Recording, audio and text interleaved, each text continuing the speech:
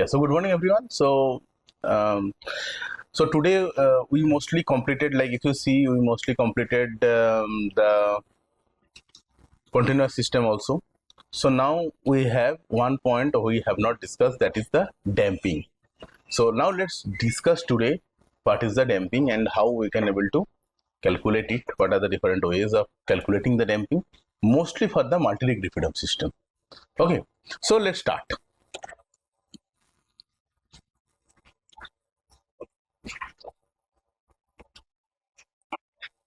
Okay, so if you see, in case of a single degree freedom system, we express the system like this way, that this is mass, this is stiffness, and this is damping, and we write the equation mx double dot plus cx dot plus kx, that is equal to 0.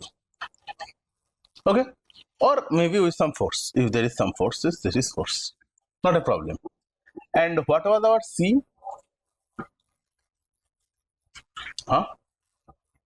That is the damping coefficient, exactly. So now c can be represented in the two different ways.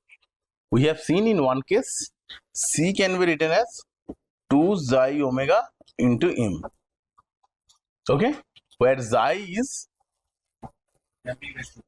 damping ratio, that is xi equal to c divided by cc. Exactly, that is c divided by cc. Cc is the critical damping coefficient. Okay, so that way we defined. And here one interesting point is that we have a dependency of the damping in terms of frequency. So if the structure's frequency are increasing, then the damping is also get increased. Make sense? That's what we have seen. Agreed, all of you?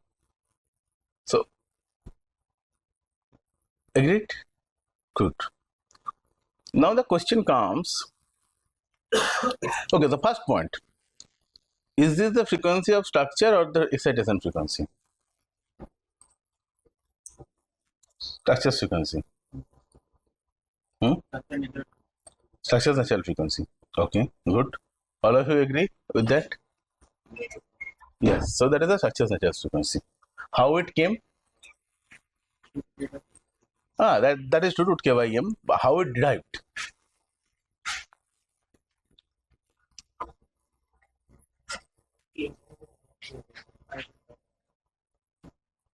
I'm not asking that. I'm asking that how we came up with that c equal to 2 xi. So what we can see, that if the natural frequency of the structure increases,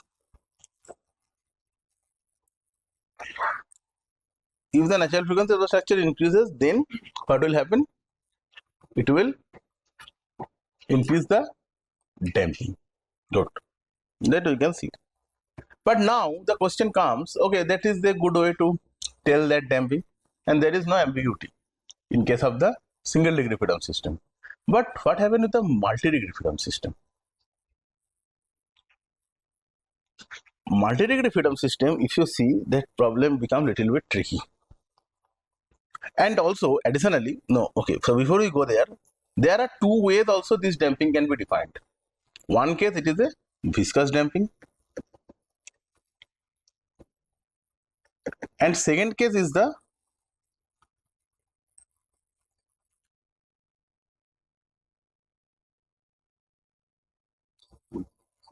material damping.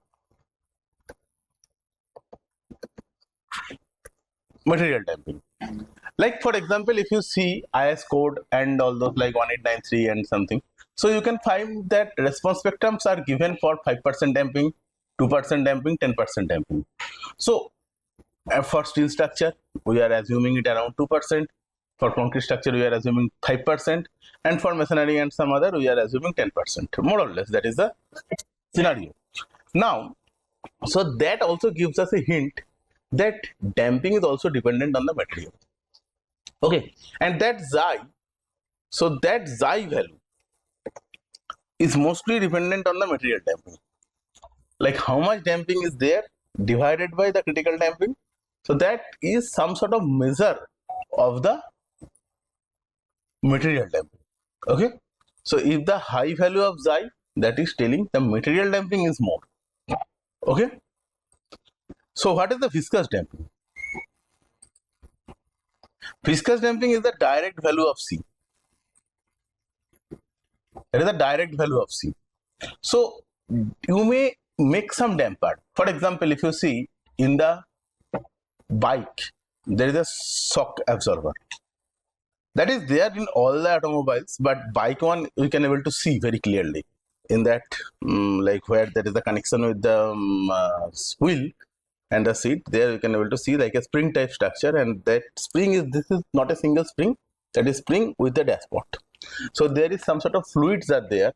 So once there is a shock, that is try to moving inside, and that gives a damping and that dissipates the energy. So that itself fully is the viscous damping. Okay, so we may have damping in both the terms, viscous damping or material damping.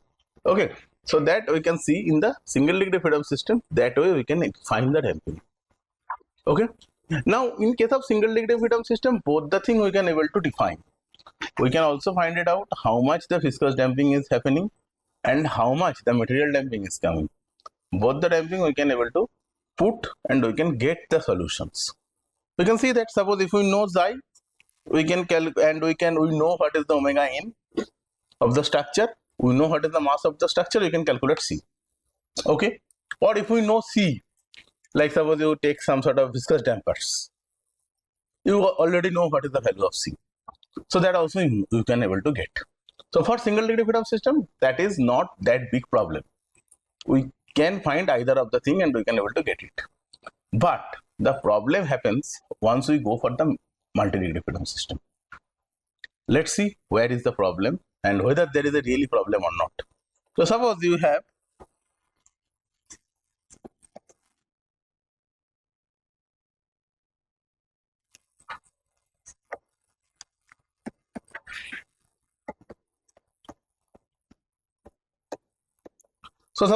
two masses connected. So one is connected with the ground by K1 and C1. So K1 is the spring coefficient and C1 is the damping coefficient, and another is the K2 and C2 by the both connections are meant. Okay, so what should be the equation of motion for that? M1 M2 with x1 double dot x2 double dot plus K1 plus K2 minus K2 minus K2 K2 x1 minus x2 plus C1 plus C2 minus C2 minus C2 C2 x1 dot and x2 dot, that will be equal to 0 0. Does that make sense? Good. So that will be the scenario, or it can be also some forces, and F1 F2 can also be there, like if you are applying F1 applying F2, so it can be also written like this. No problem. Now the question is M1 M2, we can measure the masses, we can get that. Stiffness K1 K2 K1 and K2 we can also able to measure, not that big problem. But what happened the C1 C2? If C1 C2 is like a damper you are purchasing from the market and you put, then you know the value of C1 and value of C2, it is all right, not a problem. So if C1 C2 are given in the form of a viscous damping, like you know the coefficient of C1, you know the coefficient of C2, this is all okay. You don't need to be worried. Agreed?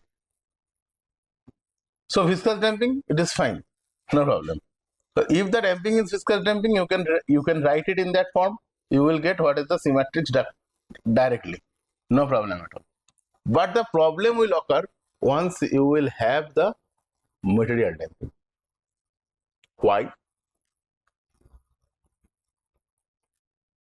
Because material damping is like a xi value, and that is also means, suppose if we try to see that the viscous damping coefficient from material damping has another interesting term, that is omega n, which is the natural frequency of the system.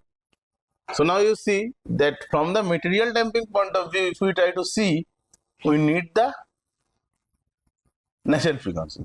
Now once it is a 2 degree freedom or 3 degree freedom, multi-degree freedom system, then we are not having a single natural frequencies. We will have multiple natural frequencies. And that's create all the problem. Okay, because you cannot also say that C1 will be with xi1 omega 1. That is also not possible. And C2 also you cannot just say that is multiplied with omega 2. Because there is no logic, because they are the connection between the nodes, not connection between the modes. And xi1, xi2 and omega 1, omega 2 are the coming from modes, not from nodes. So that problem is creating some issue. So therefore, actually, so today's topic of discussion is based on this problem. Okay, I hope you got that idea. Because most of the cases in real life, we are not using that dashpot type thing. Most of the cases we have to deal with the material damping, because dashpot is some specific case. Like suppose if you are working in the automobile industry, maybe you are directly using the dashpot or something. But suppose if you are in the civil engineering field, we are just having the normal material. Like suppose you are making a bridge, you have a normal materials. Maybe yes, some cases like you are putting some elastomatic bearing or some, although bearing it's also coming from the material damping, not coming from some sort of special type of fluid mechanism or pneumatic mechanism. No. So once the damping is coming from some mechanism, it's okay. You can directly put it. But once it's come from the material itself, there it creates a problem. Once there is a multi-degree freedom system. Okay. Now let's see how we can able to resolve that full issue. Okay. So now, if you see that this matrix form of equation can be rewritten in the, so this portion is known to us, very good. This is known to us, but this is not known. Once we are writing it in the multi-degree freedom system as well as in terms of the modal damping. Okay, so for viscous, maybe I can just clarify. For viscous, C1, C2 known. But for material damping,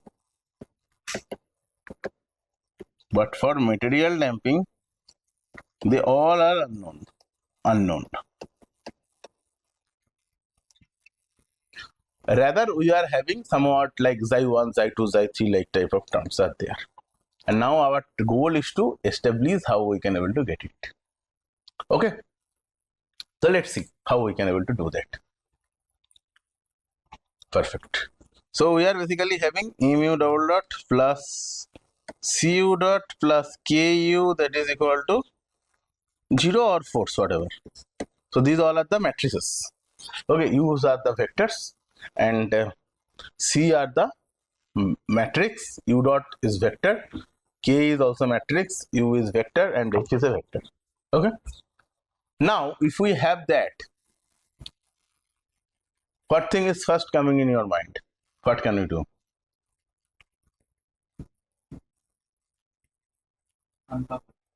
Uncouple. Very good. Uncouple. Can you please explain why? You are very correct. You have to uncouple it. But why?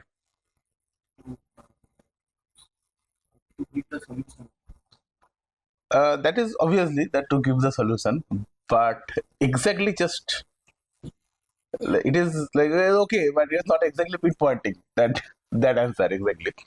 So if you see, our ultimate goal is to calculate what? We need to know that omega n. And for calculating the omega n, first of the thing we can do what? We can decouple the full system so that we will get the equations in terms of the, like a single equation we can able to get in terms of the modal coordinate. And once we can able to go to the modal coordinate, we know how the masses are defined in the modal coordinate. So what is the xi1, xi2, xi3 all are defined. That we know. So from there we can easily able to calculate what will be the matrices. So let's see how we can do that. So for the diagonalization, so for uncoupling, what can we do? Phi transpose. Perfect. So phi transpose m phi. That we will do with that q double dot. It will be changed to q because it will no longer remain u, because we are just assuming that u equal to phi times q. So it will automatically go to q, where q is some sort of like a system in the, so that is in the modal coordinate q. So here also interestingly,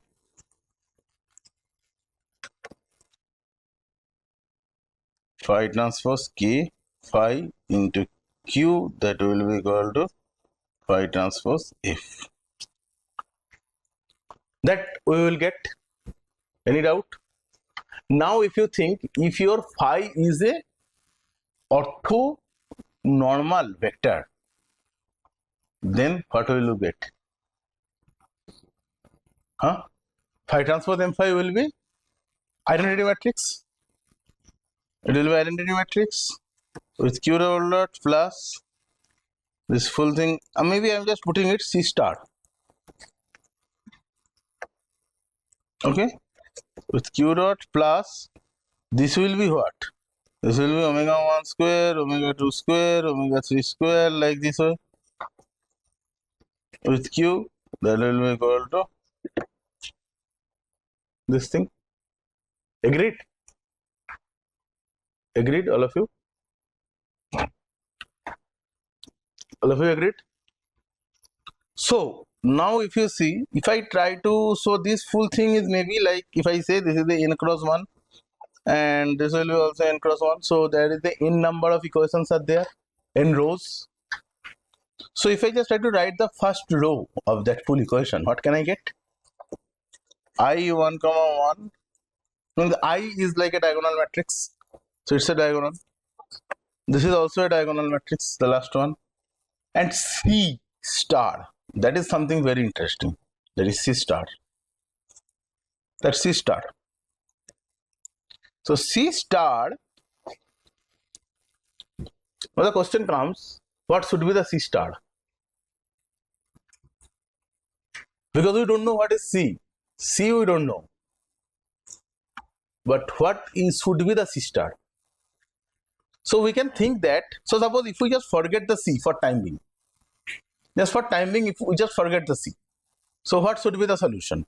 The solution will be something like I into Q double dot plus, that is like a omega square matrix, like omega 1, omega 2, omega 3, like this way, with Q, that should be equal to phi transpose F. That way the solution will come. And from there, what can I able to write? Q1 double dot plus omega 1 square Q1 would be equal to, so that may be like a, this is a term like, maybe I can just say F1, F2, F3, like this way. So I can just say this will become with F1. In Q2 double dot plus omega 2 square into Q2 equal to F2. Like this way the equations will come. Agreed? All of you? Now think, so these are equations in the modal coordinate. And now we want that C should be such a way that we can able to correlate with the modal coordinate. So what should be the damped version of each of the thing? So damped version of this, in my opinion, should be 2 xi omega 1 into Q1 plus omega 1 square Q1 should be equal to F1. Simple as that, like that's the simplest way how we can able to do that. Simple. So next one will be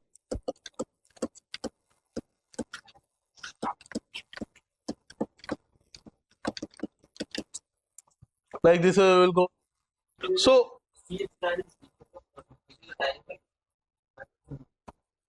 yeah, so as I told, like C star means C we don't know. C star, we actually try to find it out what should be the C star. So what we see, that if we are thinking like a, like if we just first forget the C and if we write it, then we can see that okay, our matrices are decoupled. We can able to get like a each row and each column, not a problem. Each rows we can able to get. So they are writing like a, for first mode what should be the equation, second mode what should be the equation. Now if I just try to introduce there that modal concept, so how it should look like? So instead of like Q1 omega 1 into Q1, omega 1 square into Q1 equal to F1, we will just write Q1 double dot plus 2 xi omega 1 Q1 dot, sorry, that will be Q1 dot plus omega 1 square into Q2 by Q1 equal to F1. That's the simplest way. How should I write it? Yes. Like a damped equation of the first mode. So that also actually leads to that question. Then what should be my C star matrix? So my C star matrix will be 2 xi omega 1, 2 xi omega 2, 2 xi omega 3, like this way. So I am actually visioning for a C star matrix which is a diagonal also. Because if that is not diagonal, then the first and foremost purpose, as mentioned by you, that we try to diagonalize or we try to decoupling the full system, that purpose will be gone. And we cannot able to resolve it into the modal coordinate, and therefore we cannot able to proceed further. So we are not at all disrupting our purpose of solution. Okay, we are just keeping our purpose of solution, that we are try to decouple the equations, and so whatever is need to be put, we will put that. So C star, as it was not known and it is some sort of like you can able to decide that what it should be, we will just assume it that okay, this will be like that. Okay, so now that's the important point. So what we can see, that phi transpose C phi, that is equal to your C star. And C star is also what? That is something equal to 2 xi into that omega. That omega is nothing but your omega 1, omega 2, omega 3, like this way. Okay, that is the eigenvalue matrix. Okay, am I right? We can able to write it like this way. Everybody agreed? Very good. Now, if we can able to write it like this way, then C star is like a known value now, because omega 1, omega 2, omega 3 all are known values. We know how to calculate omega 1, omega 2. How we can calculate omega 1, omega 2? Eigenvalue analysis, exactly. If we just perform the eigenvalue analysis, we can able to calculate omega 1, omega 2, omega 3, omega 4. All those things, not a problem. So once we know that, so then our C star matrix is known to us. Okay. Now, just pay. So suppose if I just do it like this way, phi transpose inverse times phi 1, C phi inverse. That means what I am doing here, phi transpose inverse times C star times phi inverse. So I pre-multiplied phi transpose inverse and I post multiplied phi inverse. Can I do that? Definitely I can multiply, not a problem. What is this? Phi transpose inverse into phi transpose. That will be identity matrix, exactly. That will be identity matrix times C times this one will be again identity matrix.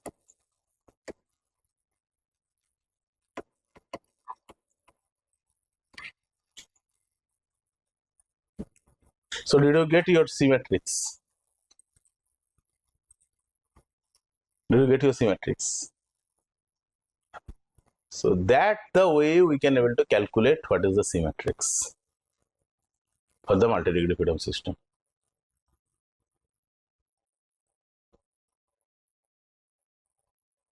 So suppose somebody tells you that okay, you have a 5-degree freedom system or whatever, and they gives you that the damping for the material is, let's say, 2%. So that 2% is becoming your xi value, and you just formulate that way. You will able to get what is the value, what is the C matrix, because you cannot able to directly write what is the C matrix. Then you cannot able to decoupling it properly and all those things, the problem will be happening. Okay, so this is, but that is not the way, that is one of the way, which is known as the modal damping type calculation. So this is known as the modal damping.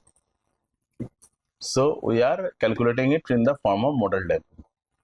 So we are calculating the modes, and from modes we are trying to see how much is the damping. Okay, agreed? Any doubt? Any doubt? Everybody. Okay. Very good. That is the very good way to implement the modal damping. There are also 3 4 other dampings. That is like doing this is quite difficult process. I hope you understood that. By the way, is there any possibility that phi transpose inverse and phi inverse are not means are becoming singular so that we cannot able to get the inverse? Is it possible? Is it possible to have like a phi transpose or phi become singular so that we cannot able to get the inverse of them?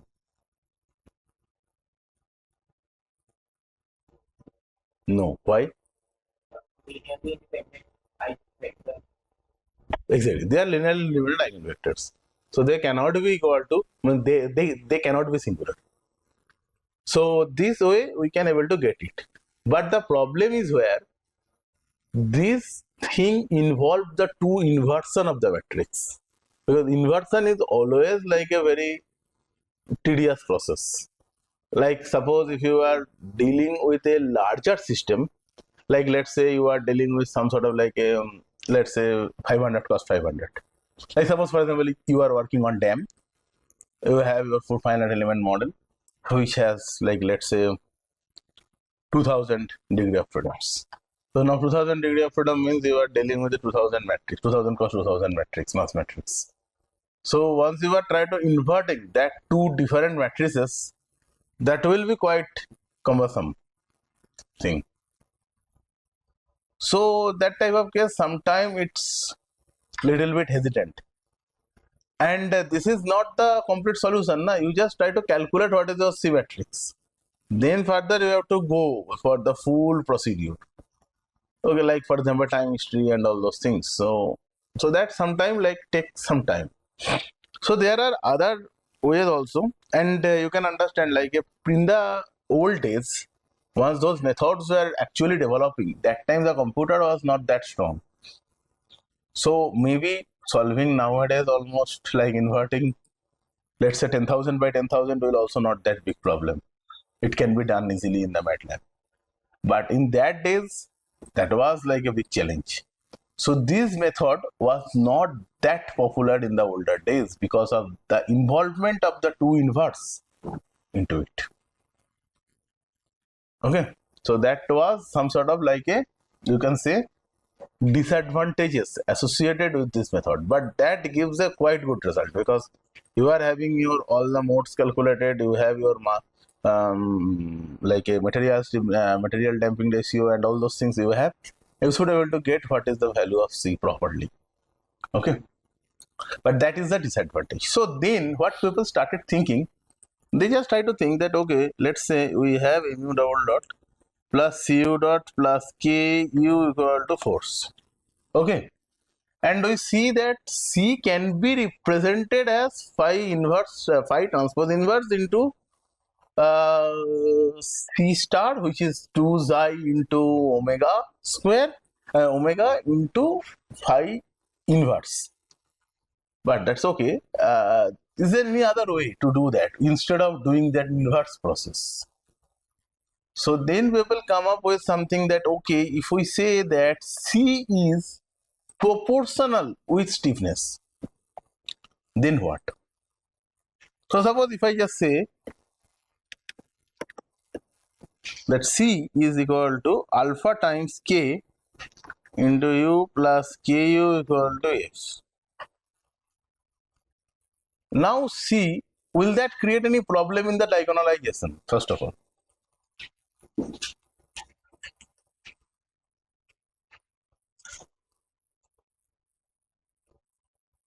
So no or yes? Sure, it will not create any problem in diagonalization. Yes, it will not create any problem in diagonalization. That can be easily diagonalized. Okay, fine. So that is one of the approach people thought. Because the problem is where, you know, like if you see, people do not have any problem with mass and stiffness. You may find it out that we are not at all discussing that, okay, how to estimate the mass. Means that is pretty well defined that okay, that how we can able to get the mass. Although there are some ambiguity with the mass matrix calculation as well. I think you have studied in the finite element that the consistent mass matrix and lumped mass matrix. Did you study that? No? In finite element, no? Okay. So just for your knowledge, then I just tell you that so once you are having your step function and you are defining that how inside the field how the things are varying, like a displacement field and all those things, how they are varying.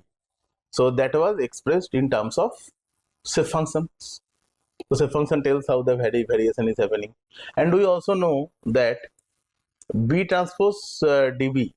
So that will gives us the stiffness matrix, and rho A transpose B transpose B should gives us the mass matrix. So if you do that B transpose B, so that will give not a diagonal matrix, that is a populated matrix, and that populated matrix is the mass matrix. So if we do it exactly, then mass matrix is also not a diagonal matrix. Mass matrix is populated matrix, similar to the stiffness. But for our convenience, we are adding all the rows and lumped it at that particular like a diagonal point, so that we can able to say that it become physically more like a appealing type thing, because you are applying the load on a particular point, and you are getting that inertia from that particular point also. Means your acceleration is there and you are getting the inertia in that point only. But in case of like once it will become a populated system, then like you are maybe applying in acceleration at a particular point, and other points are also giving you inertia. That type of things will happen, and that is also not completely wrong. Suppose if you are having a beam, let's say you are just holding that beam and you just suddenly like accelerated in the lift, are you not getting any acceleration in your hand? Suppose there is one mass, another mass, so you can also able to feel some of the accelerations downward due to that. So those are actually like a lumping the things and all those. So these are the two ways how people can able to visualize the two aspect on that. Like one is the lumped mass matrix and consistent mass matrix.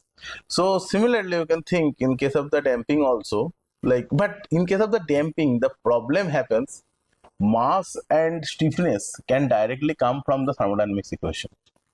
Like you can write down the equation of motion and you can able to get them very clearly.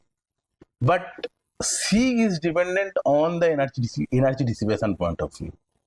So there are actually several assumptions and all those things are coming into picture. So therefore, the deriving the C from directly from the governing differential equations is becoming big problem, and that actually leads to all these different methods of estimating, because we cannot able to directly measure it how it is actually happening. Like if you see in the single degree freedom system also, how we are measuring the stiffness. With mass, we can just go and put it on the sample and we get what is the mass. Now, if you see that stiffness also, we can able to oscillate it, and whatever is the natural frequency comes, we can say that is K equal to mass times natural frequencies square. So that gives me the stiffness. But now if you think, once we are talking about the mass we are getting here, so now we are talking about the damping, how damping we are getting. We let that system go and it is decaying, and from that decay function we are saying that this is e to the power of minus xi omega t, and from there we know omega, and we try to fit a curve and we try to calculate what should be the value of xi. We do not have any direct measurement of what the xi. That is the big problem. Stiffness, you do not always need to depend on the natural frequency. Also, you can put some machine, you give a force, you measure how much displacement is happening, that will also gives you the value of stiffness. But damping, how will you going to measure? That's something like a big problem. And if you see some damping, that is associated with, like suppose if you are doing it in the air, then that will be associated with the air friction as well. So that is some frictioning. If you do that testing in the underwater, then in the with the water, that there will be some sort of different type of friction or something that will be changed. If you go for so that like a environmental type of thing is also playing into picture, as well as we are having the material damping that is also clubbed with it. So exact model is very challenging thing, because the energy dissipation can happen by the several ways, and damping is primarily gives the measure of the energy dissipation. So there actually the problem is actually occurring, that how we are defining it. So this is one of the way people actually do that they make it proportional to the stiffness. Okay, then some people came, they say, okay, you are talking that okay, it is proportional with the stiffness. Why it is proportional with the stiffness? It may be proportional with the mass. So then now we will give that thought that okay, why not make it like this way?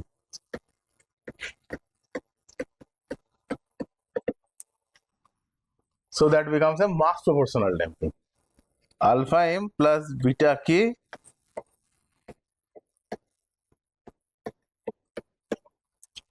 So that's the Rayleigh damping. It has both the component, like it is mass proportional as well as stiffness proportional. Now, if you see in any finite element solvers, like for example, if you are using Abacus or ANSYS, so they are mostly for using this one, that's the Rayleigh damping one. So if I just say this is the stiffness proportional, this is the mass proportional, and this is a Rayleigh damping.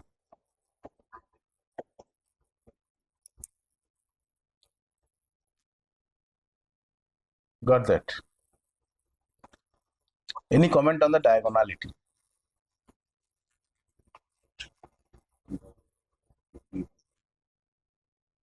That will be diagonal. Yes, because if you see, mass matrix is a diagonal matrix, and stiffness matrix is okay, that is a non-diagonal, but you are also having a stiffness matrix there, so you are non-diagonal, means so you are actually like a decoupling, try to decoupling them, so you will end up with some sort of decoupled equation, not a problem at all. Okay, you can able to do that way. Very good. So that is the Rayleigh damping, and in the finite element solvers, this is the most commonly used damping, because there you are having a mass proportionality and also stiffness proportionality. Alpha and beta, they are actually also dependent on the modes and m and k, all those things, so that we need to see that how we can able to do that. Yes,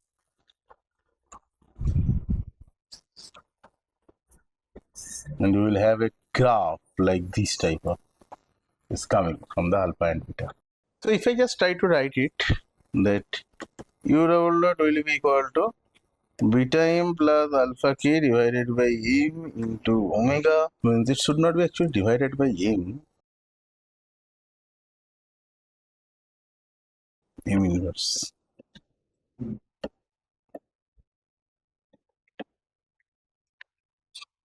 Okay, so now if we have that, and if we try to see that first modes equation, we can able to write it x double dot plus c by m x dot plus k by m into x, that will be equal to f of t divided by m. Okay, so the next equation we can say 2 xi m omega n into x dot plus omega n square x, that will be equal to ft by m. Okay, now what is my omega n square? My omega n square is nothing but that is k by m. Okay, And what is xi? Xi equal to c by c critical, that will be equal to c by 2m into omega n. Okay, so now what is my xi? My xi will be equal to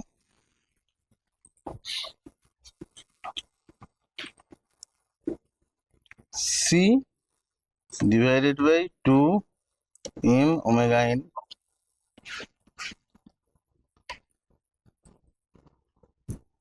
And what is my c? My c is equal to alpha k plus beta m.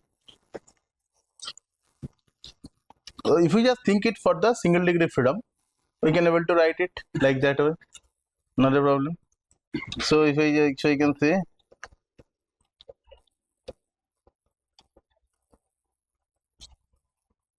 okay. So if I see that if I try to divide it with the m, what can I get? 1 by 2, I can just take it common, k by m omega n plus beta divided by omega n, alpha into omega n plus beta divided by omega n, that we can get. Okay, that is the way it should come. So now if you see that if you place that alpha is equal to 0, then what will happen? Then your c will be nothing but 2 xi omega n, or you can say that will be equal to your beta, because that c is nothing but 2 xi omega n, and that is also equal to beta into m. Or maybe if I just write it clearly, what can we say? That is c equal to 2 xi omega n into m, and also c equal to alpha is becoming 0, so that will be beta times m for alpha equal to 0. So what will happen? So your beta will be equal to 2 xi omega n. Simple. Okay, so for alpha equal to 0, if I just plot your xi with omega n, I will get that xi some sort of 2 xi omega n equal to beta. So if I try to plot 2 xi omega n equal to beta, and if I try to plot it like here omega n versus xi, how the graph should look like? It's a rectangular hyperbola. Okay, because these two coefficients are in multiplication and they are becoming constant. So that is x into y equal to constant. So that will give a rectangular hyperbola. Okay, so we will get a graph like this. Makes sense? Then the next one, if I see, that is the damping proportional to the stiffness. So now you are making your beta equal to 0. So that is the mass proportional. Okay, so that's the case. That is the mass proportional. So this become mass proportional. Now maybe I just change the color and I will do the stiffness proportional. Stiffness proportional if I do, then means beta equal to becoming 0. So what can I say? C equal to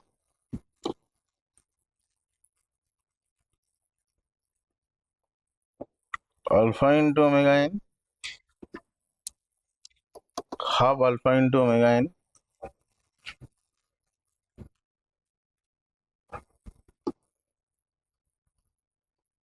and what?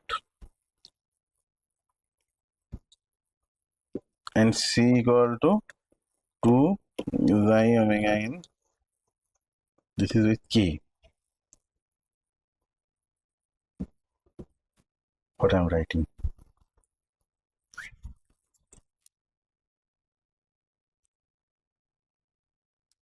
C equal to alpha into k, and that is equal to c equal to into m. So if I just put it, alpha k will be equal to 2 xi omega n into m. Okay.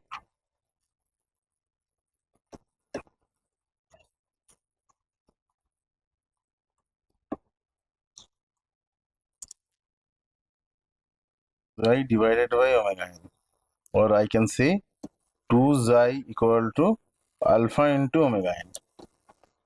Okay. That is the case for constant stiffness.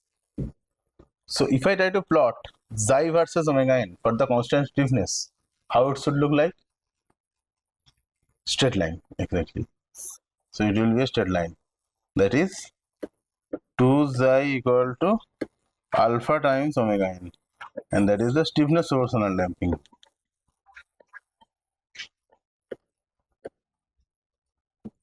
Okay, makes sense? Any doubt? So Rayleigh damping is actually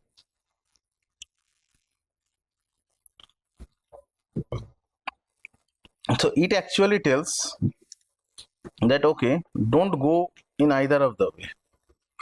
Better to follow the middle path. So it actually tells that okay, let it come like this, adding these two things up, and then you go like that. Sorry, it should not touch it. It should go like that. So that's the Rayleigh damping. So suppose if you try to calculate the xi1, so you will have it cut it into the two frequencies, omega 1, omega 2, and from there we can able to calculate. So did you get that point? How that? So how the things are getting changed? That how the total damping like a xi, how we can able to define how it is varying with the natural frequencies, and what are the different models it is telling. So if you make it mass proportional, then it will be exponentially decaying with the excitation. And it's a rectangular hyperbola graph. It is very, very decayed. For the very high frequency, your mass proportional damping should be very low. And if you see for the stiffness proportional damping, for very high frequency, your stiffness proportional damping will become very high. And in case of the Rayleigh damping, it's like a combination of both. So you are getting some sort of like a effect of both the things. So now if you see the range point, like in first case, if you see that your beta is coming from this line, that line what is going, that is basically telling your beta. I'm sorry, that is not telling your beta. This is actually the equation for that, nah? And this is the equation of this. So if you see that in that case xi is equal to, so what is your alpha here? Alpha will be equal to 2 xi by omega n. So that is the slope of that line. The slope of that line you are getting by this one. So you get some sort of idea that okay, how much alpha is coming. And on the other hand, if you are saying that okay, you will have this type of graph, and that is actually coming like your beta, that okay, particular value of beta, and you are getting that. So if you are increasing the beta, that is also going up and down. Okay. And once in the real life we try to do that, we have to perform it for a particular frequency, or maybe the two frequencies. So at the two frequencies, we can try to calculate what are the values of the xi we are able to get. Okay. And from there, we can try to check that what is your actual alpha and beta is coming. So suppose you have your system.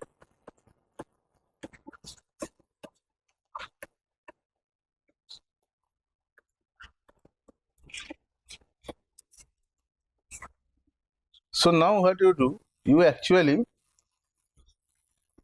pull that and let it go. So you will have like this type of graphs. Okay. And this type of graph, once you are getting, what should be the equation of that? So if you see the procedure of doing that, that is x equal to, you will have phi transpose q, maybe phi into q. Okay, phi you will have that vector, that is the Morse matrix. Done this. So you are, once you solve it, so your solution of q is how much? So qi is equal to e to the power of minus xi omega I t into u1 cos omega 1 t plus v1 sin omega 1 t. Okay, and q2 will be equal to e to the power of minus xi omega 2t into e2 cos omega 2t plus v2 sin omega 2t. So your total x will be equal to, that one was like this, times q1 q2, so that first column into this column, so that first column with q1 plus this second column, so there is c1 c2 times q2. This way it should be happening. Agreed, all of you? Clear?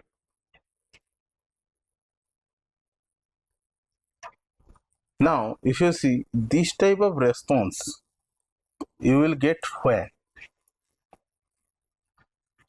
You can get from both the systems.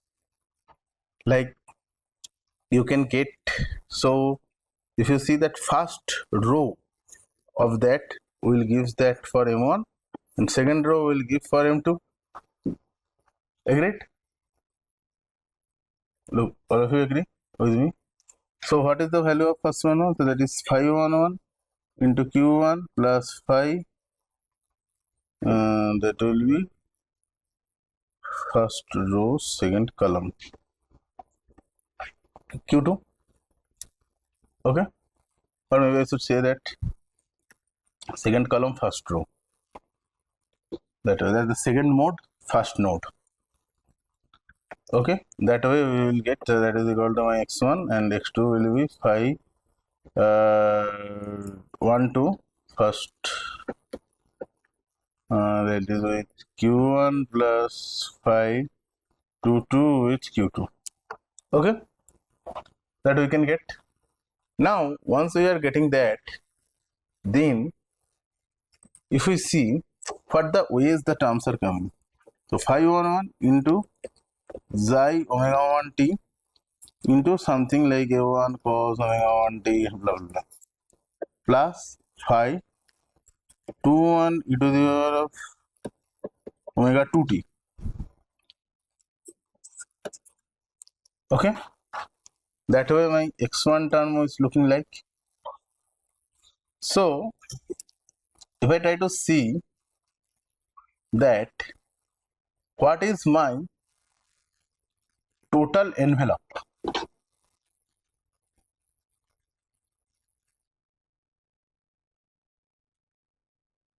because you cannot directly say that is my e to the power of minus I omega t. You cannot say that.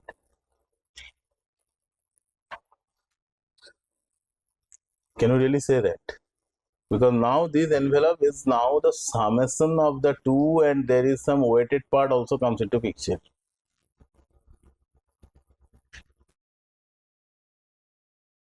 Make sense?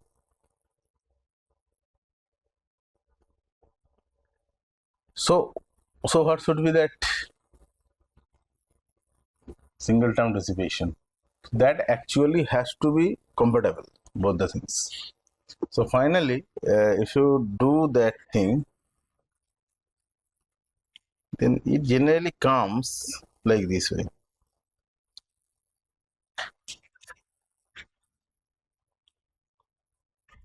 So generally what people do, they actually do it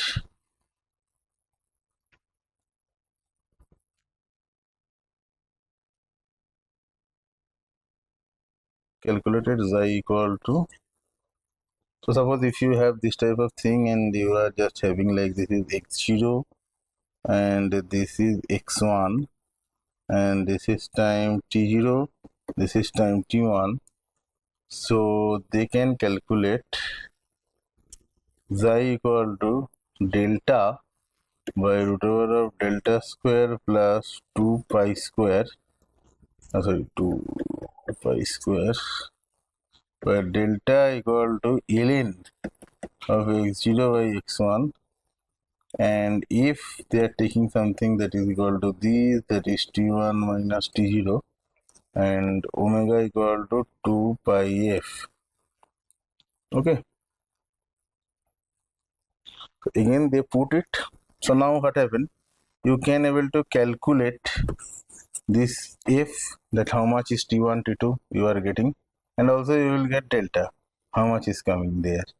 So by that way you can get it. So your alpha will be equal to 2 xi1 by omega 1. So that will be nothing but xi1 divided by f1. So from the first value, if you are putting it, you will get this. Now, so that is from beta equal to 0. Now if we are having beta, that is equal to 2 xi1 omega 1, that is equal to 4 f1 xi1, 4 pi f1 xi1, that you can get it for the second one.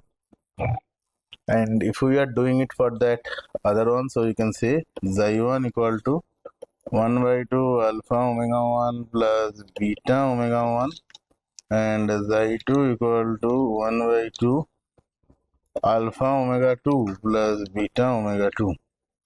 So that way we can able to get the value of the alpha and beta from here. So here, so by this way we can able to get that alpha and beta, we can able to get it.